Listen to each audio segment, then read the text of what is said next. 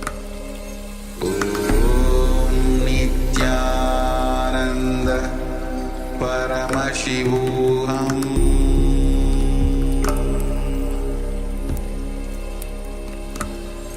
Om Nityananda Paramashivoham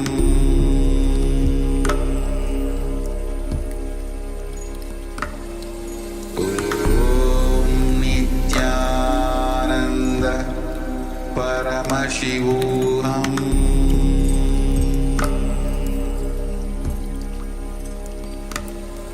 Om Nityananda Paramashivoham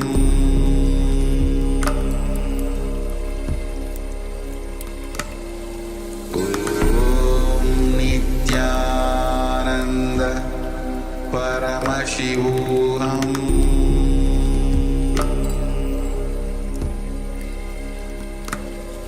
Om Nityananda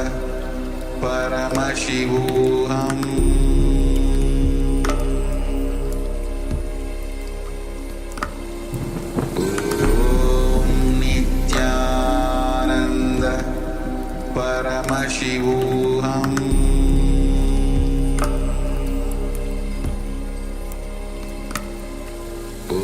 Om Nityananda Paramashivoham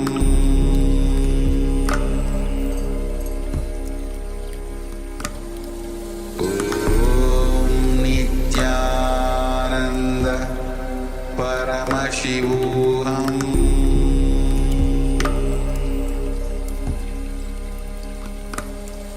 Om Nityananda Paramashivoham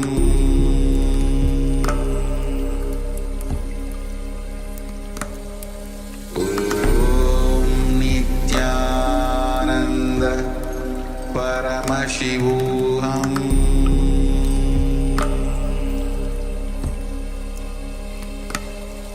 Om Nityananda Paramashivoham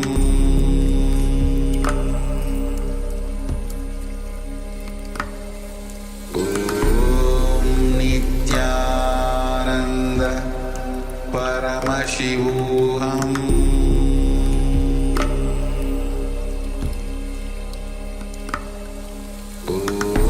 Om Nityananda Paramashivoham Om Nityananda Paramashivoham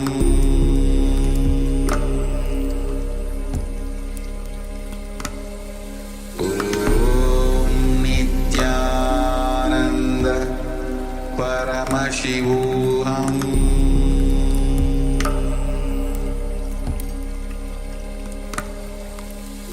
Om Nityananda Paramashivoham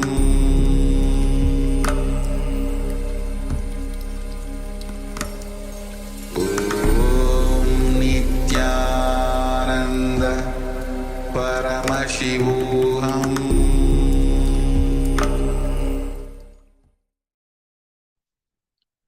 Nityanandam. So now let us settle down and start the verification process. So please relax and measure the object. What is the change in the size of the object? And please share with us the results of the power manifestation in the chat.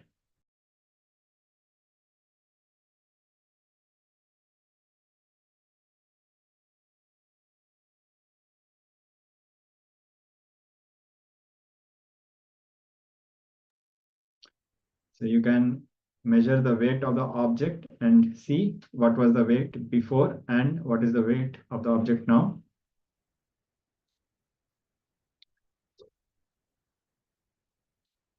And please share with us the results in the chat.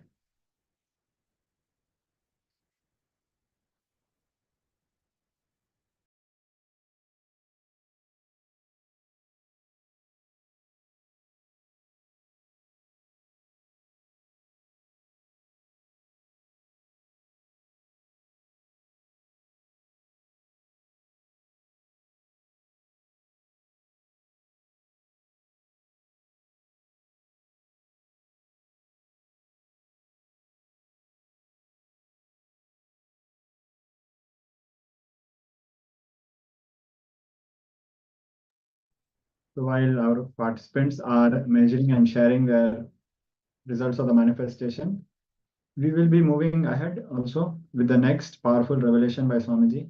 This is about the power of enriching, the power of living life through enriching. Swamiji will always tell that all our patterns, all our problems, all our issues can just simply become redundant when we take responsibility and start enriching others. When we center ourselves from, shift the center of ourselves from us, our sufferings, our problems, to others, suddenly the whole load on us is removed and we are able to experience the expanded understanding about ourselves. So now let us move ahead with this powerful revelation by Swamiji on living through enriching.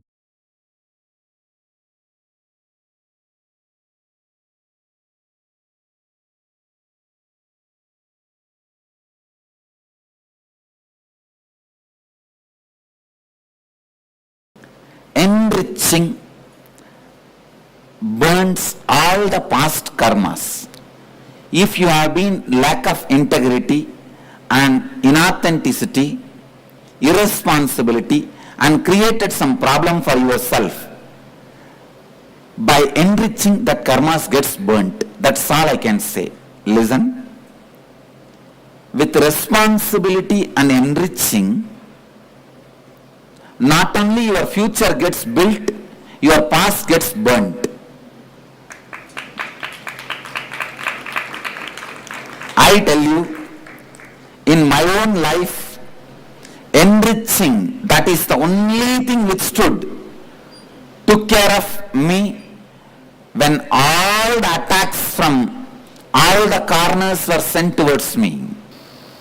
Listen, this biggest gift of morning satsang itself I started only after this whole persecution started. So all of you listen, the only thing which saved me and the Sangha is enriching. I declare, it is enriching which saved me and the Sangha from the religious persecution we were going through.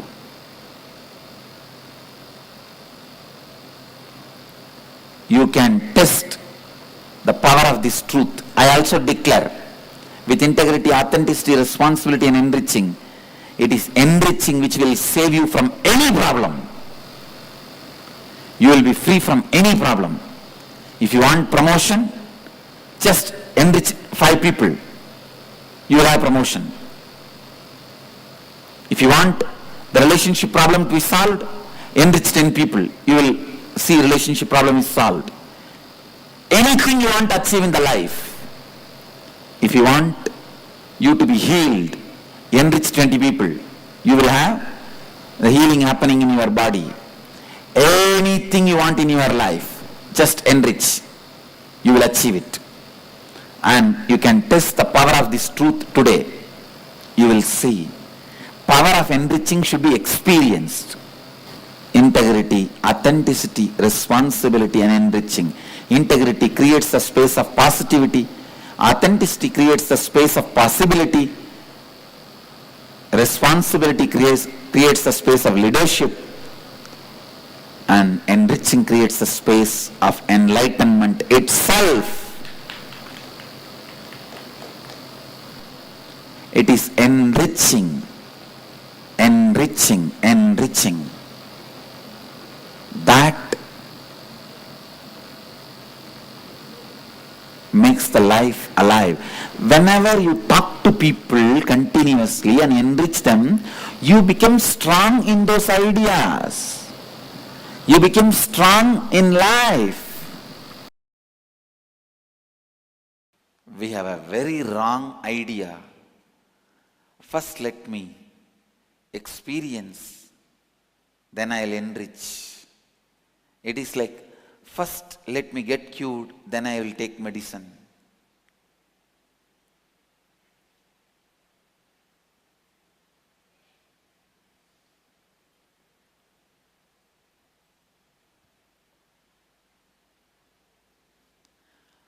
Understand,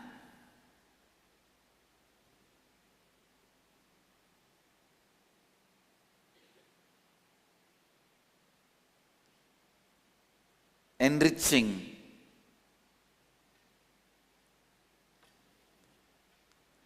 enriching, enriching, enriching is the cure. Enriching is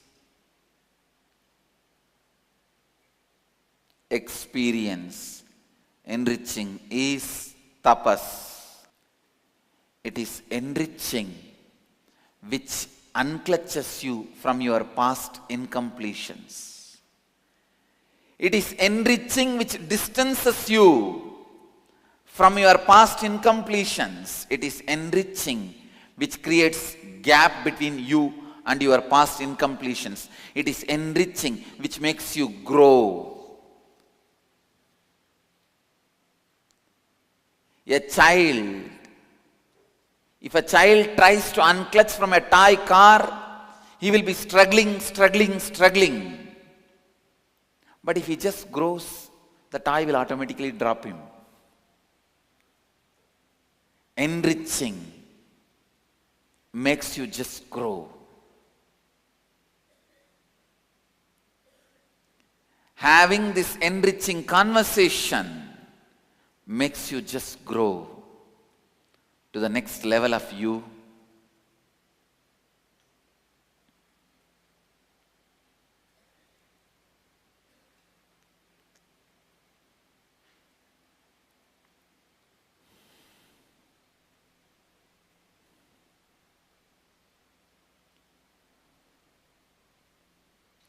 Enriching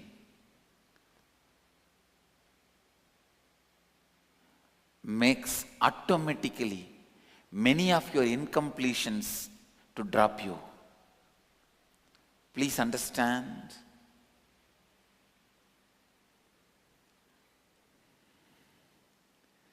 If you are completing,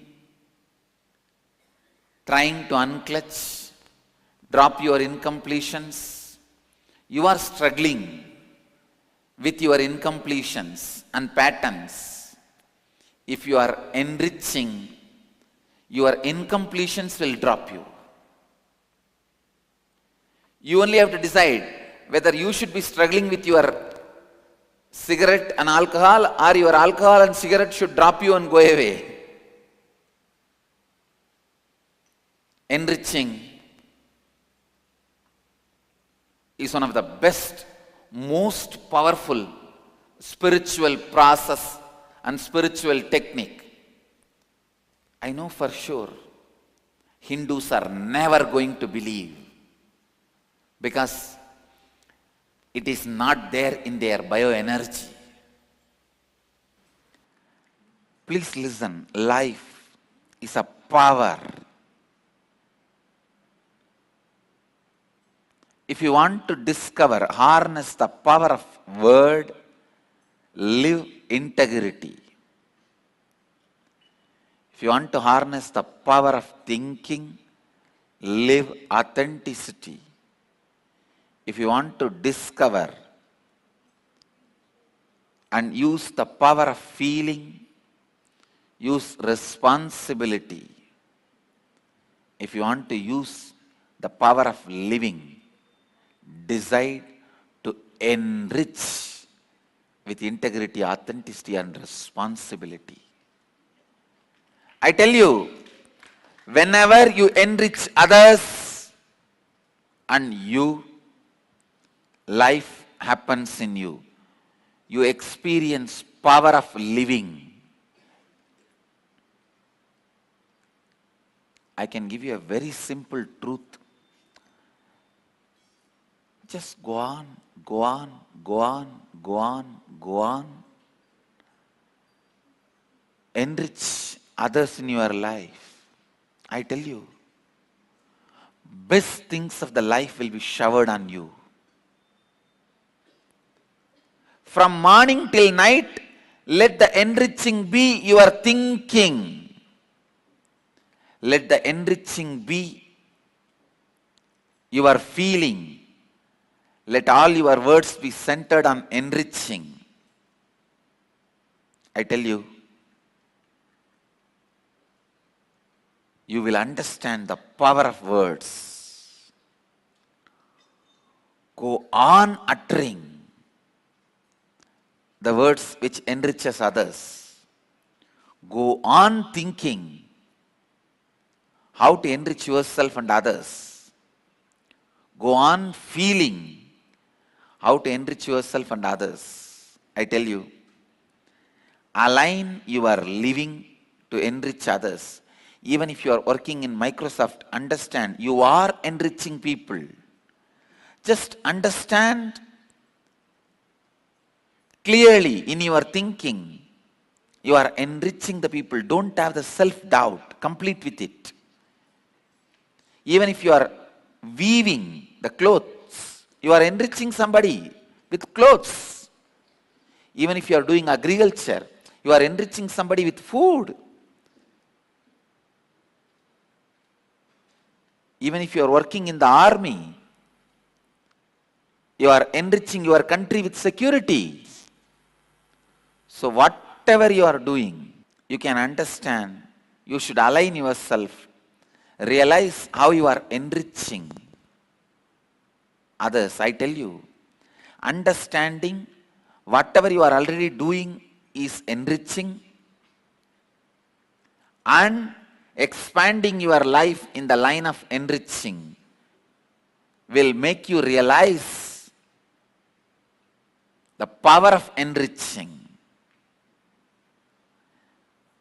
Only one person, a terrorist, cannot align his actions with enriching.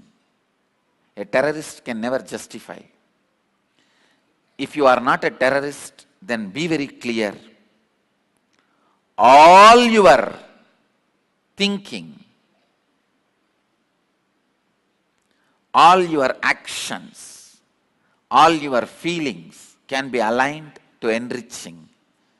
Whole day, remember very clearly, you are living only for enriching. Life is for others. I tell you, the moment you convince your heart life is for others, all the sufferings living in your heart leaves you. All the suffering. Now you know, even if somebody is suffering because of you, it is because of them, not because of you.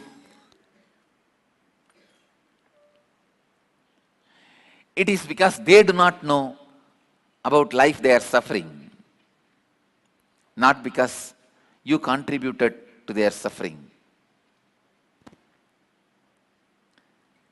The initiation into enriching is what Buddha calls sannyas.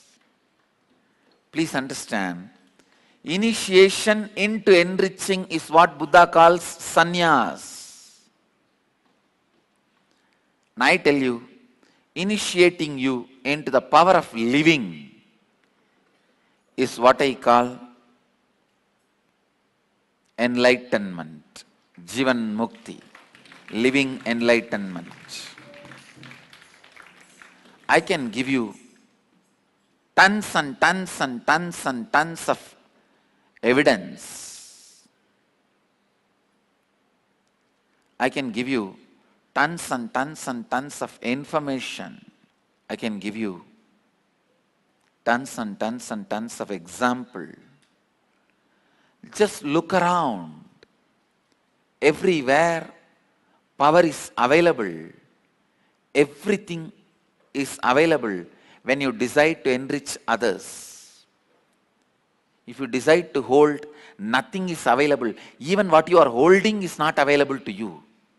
When you decide to hold, even if you hold billions of rupees in Swiss bank, not only society doesn't get, even you don't get to use it. Holding denies even your existence to you. I tell you,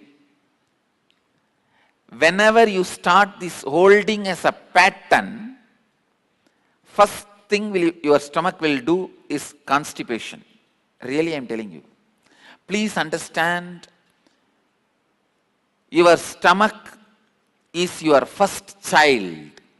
What whatever you say, it believes, listens, obeys. Your liver is your student. Whatever you repeat, he listens and practices. Please listen. Whatever you even say casually, jovially, your child will listen. Whatever you repeat again and again, your student will listen. Your stomach is your child, your liver is your student. If you start thinking to yourself, holding is the right thing, possessing is the right thing, first thing your stomach will do is constipation. Because your stomach will start holding. Second thing your liver will start doing is building fat, because even your liver starts feeling insecure. It feels for future I have to store it. It allows the fat to be in your body. So this too starts all diseases and aging process in your life. Please understand, what I am talking is one of the very important Hatha Yogic secrets. How your mental setup directly affects your health. Person decide to hold, decides to possess, decides not to enrich, not to associate your life with world, with humanity. Person who disassociates the life from the humanity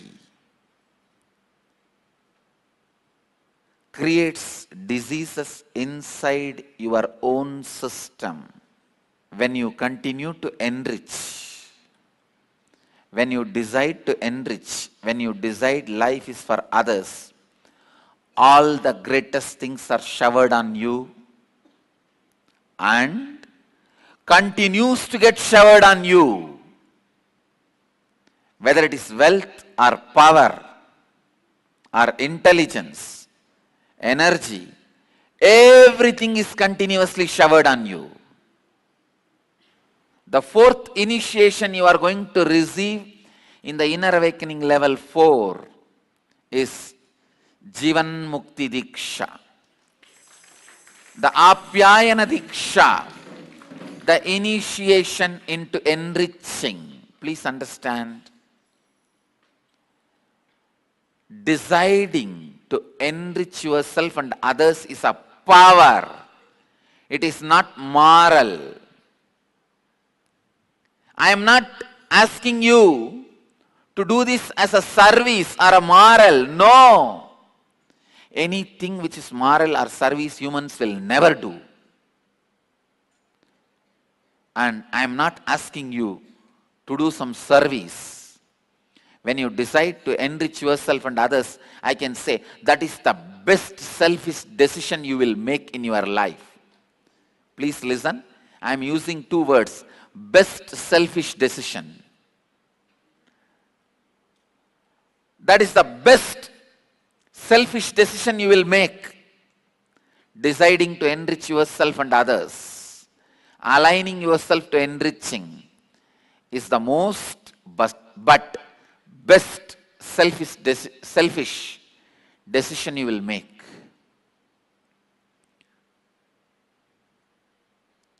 I am not here to tell you do some selfless service. Do it because it is right, moral. You will never do.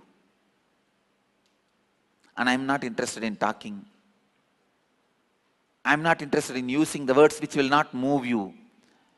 If I don't move you with my words, then words are waste, useless. Then I disrespected Saraswati. Then the power of words are not used properly. I am telling you, all my words always move the listener because I talk to your being. हमारे चौथा स्थाई inner awakening कार्यक्रम में आप जीवन मुक्ति की दीक्षा को प्राप्त करेंगे।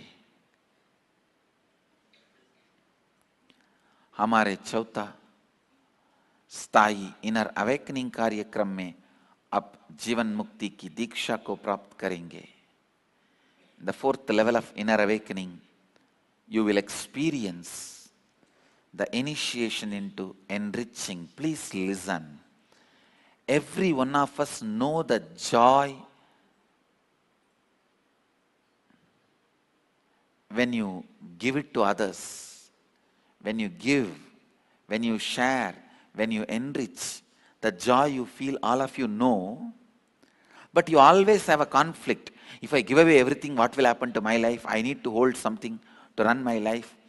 This conflict will be removed. It will be completed with enriching initiation. You will understand even your exhaling is giving. You will understand when you inhale, you enrich this body. When you exhale, you enrich all the trees by releasing the carbon dioxide required for the trees. Every moment you will be enriched. When you know your life is far enriching. The power of words. You achieve the power of words through integrity. You achieve power of thinking through authenticity. You achieve power of feeling through responsibility. You achieve power of living through enriching. Essence of today's satsang. Life is enriching. You just need to align yourself to it. Life is enriching. You just need to understand it. Life is enriching. You just need to look into it.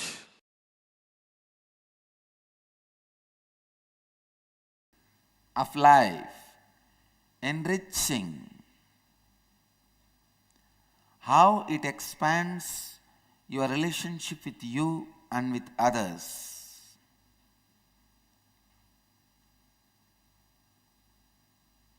ध्यान से सुनिए.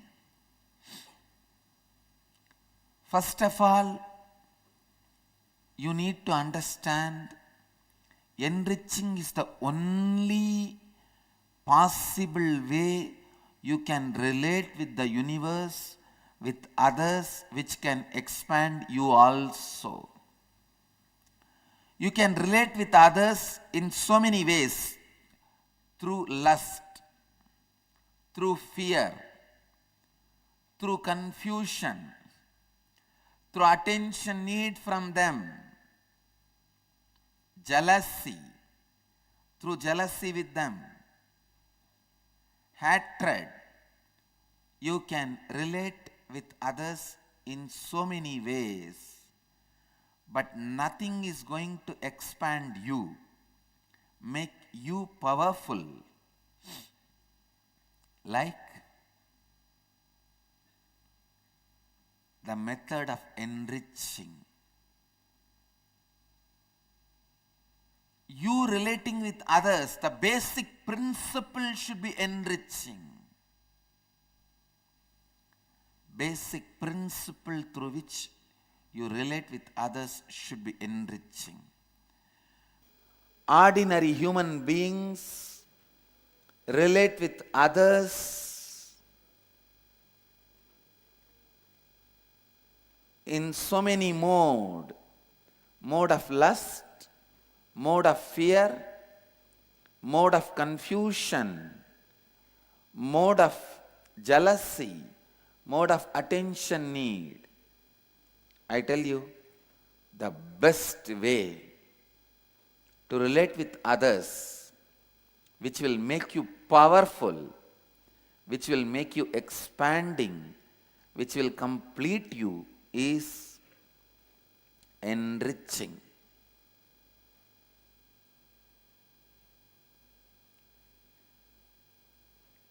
Whether it is the relationship with others or relationship with God,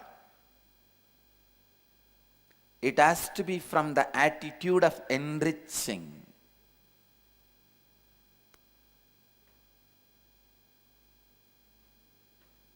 You may ask, how can we enrich God? Your creativity can enrich God. Listen.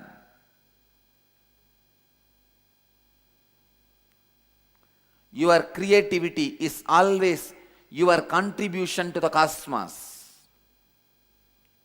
It is something which was not there in the cosmos. You created it, you expanded it, you expressed it. Whether you look at you or look at others, look at everything with this one angle. How can I enrich? When you look at you, how can I enrich me? You are healed with you. You will be completely comfortable with you. Same way, if you look at others, how can I enrich them? How can I enrich them? I tell you, you will experience Advaita just with this one attitude. One of the important truths about the life, you need to understand and contemplate. Enriching others constantly expands your possibilities of life.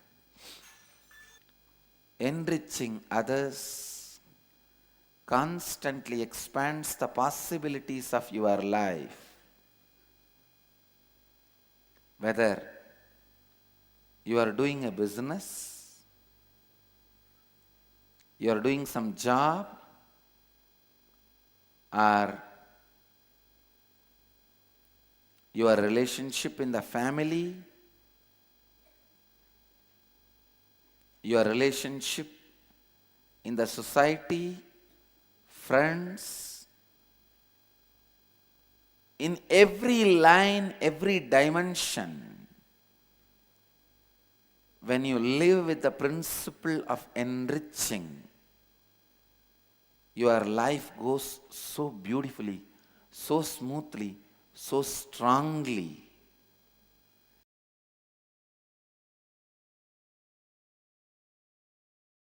Listen, your inner space is divided as two. One, the space pattern, full of patterns. The other, space freely available for you to move around.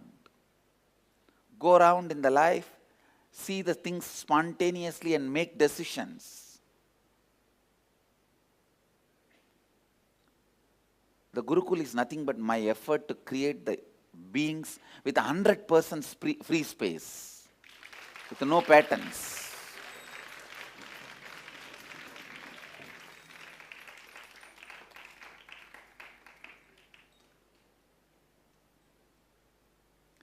Understand? There is one more important thing you need to know. There is part of you which has no patterns, free space, but pushed into the territory of the patterns due to the self-doubt you carry. It is like you own 25 acre, your enemy owns 25 acre, but in your 25 acre, because you have not built your building, you are not going around and claiming your ownership. Your enemy has swallowed 20 more acre.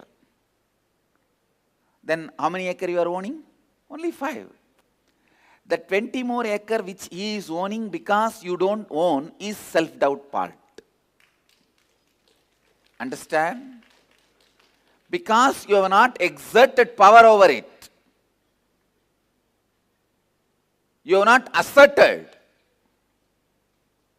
The self-doubt declares that part as dispute land, dispute property, disputed zone. I tell you, whoever reclaims that self-doubt zone to their side, they win the war. They win the war. How to reclaim that self-doubt zone into your side?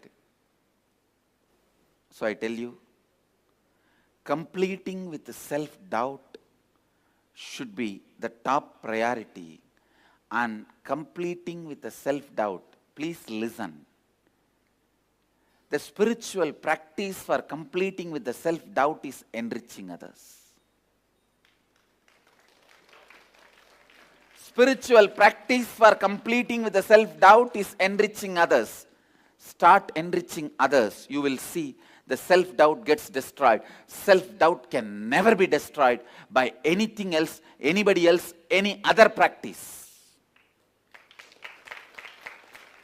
The only practice which can destroy self-doubt is enriching others.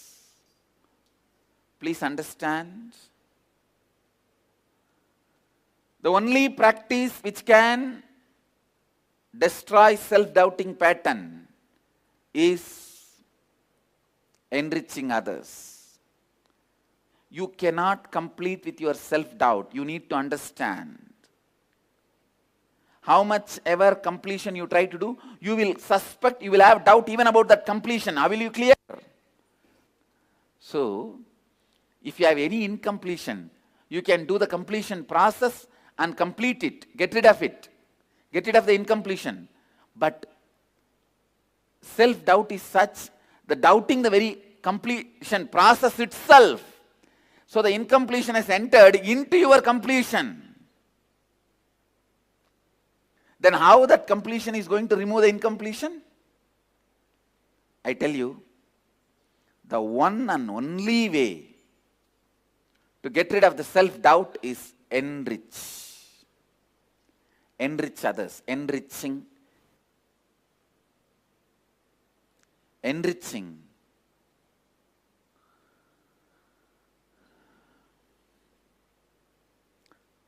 Enriching is the spiritual practice to conquer the self-doubting pattern. And self-doubting pattern is the most powerful demon sitting inside you.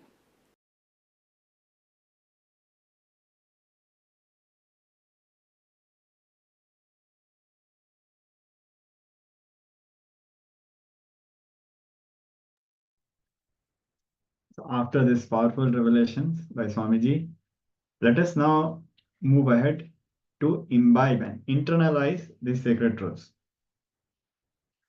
Others are actually nothing but the unconscious, unattended, forgotten parts of us.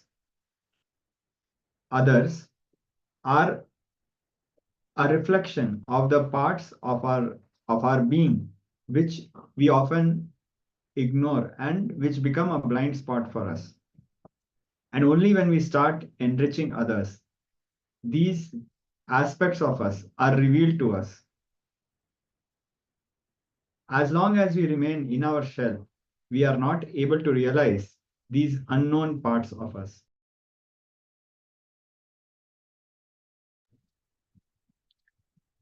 The moment we forget some parts of ourselves, the forgotten part only becomes others. So it is not actually someone who's outside us. It is nothing but it is a part of us and we have just forgotten it. That is the real truth. So all our struggles with others is nothing but the struggles which is forgotten inside us.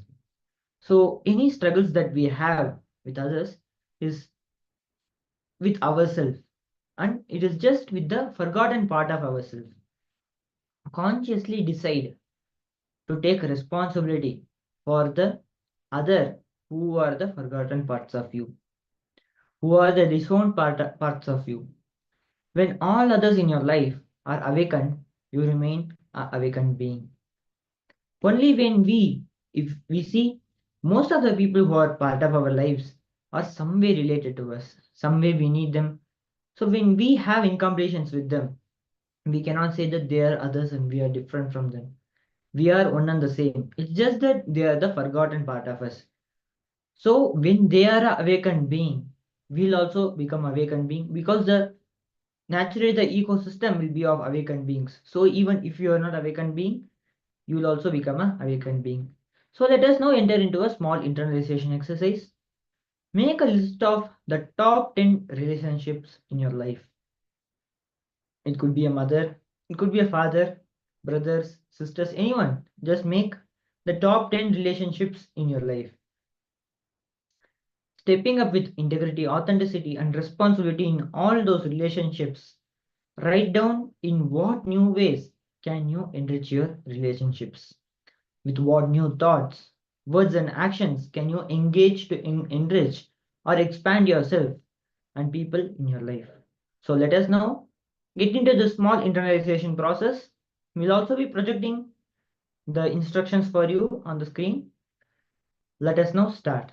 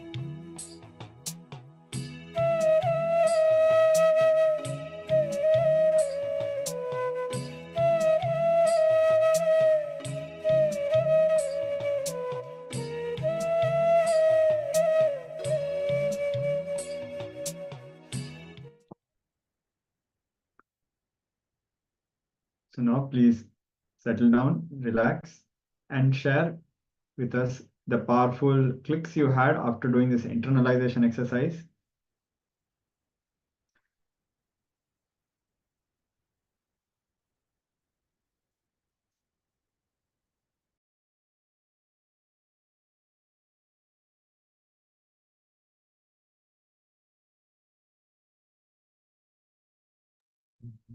Also requesting all participants to come on the camera. Lee Tang, John Han, Mas Feeling, Nitya Shantam, Yogamai, Kwa Xiolan. Requesting all participants to come on the camera. We'll be also moving ahead with another round of power manifestation. So while all of us introspect and share our clicks, we'll be moving ahead with this another round of power manifestation. We are going to manifest the Ashtamaha Shaktis, and this time we'll be focusing on the power of Lahima. So now let us enter into the power manifestation. Before we manifest the power, take the object on which we are going to be manifesting the power on and take the weight of the object, measure it in a weighing machine. If it is a small object, there are many smart apps that are coming for it. If it is a big object, if you have a weighing scale, you can measure it using the weighing scale. And once we have measured, take a picture of the measurement as well, so that it will be useful for us when we go to the verification process.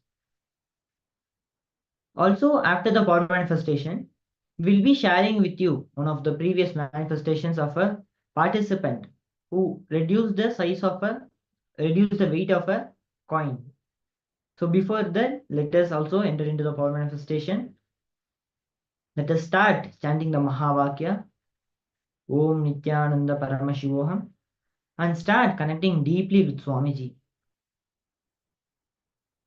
Om Nityananda Paramashivoham. Om Nityananda Paramashivoham. Om Nityananda Paramashivoham. Yes. Now, let us enter into the power manifestation.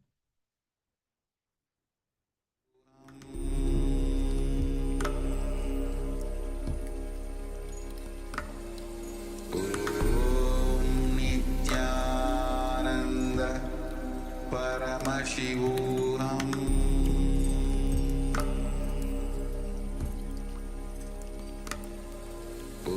Om Nityananda Paramashivoham.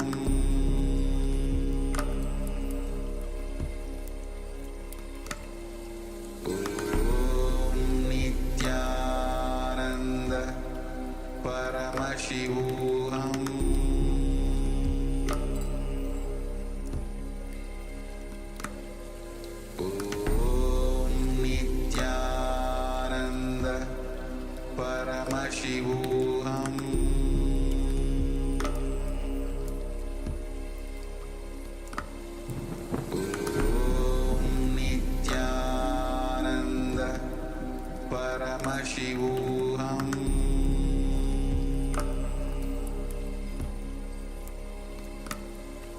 Om Nityananda Paramashivoham. Om Nityananda Paramashivoham.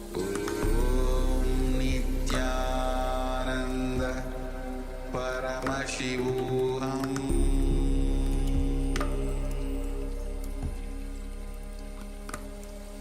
Om Nityananda Paramashivoham.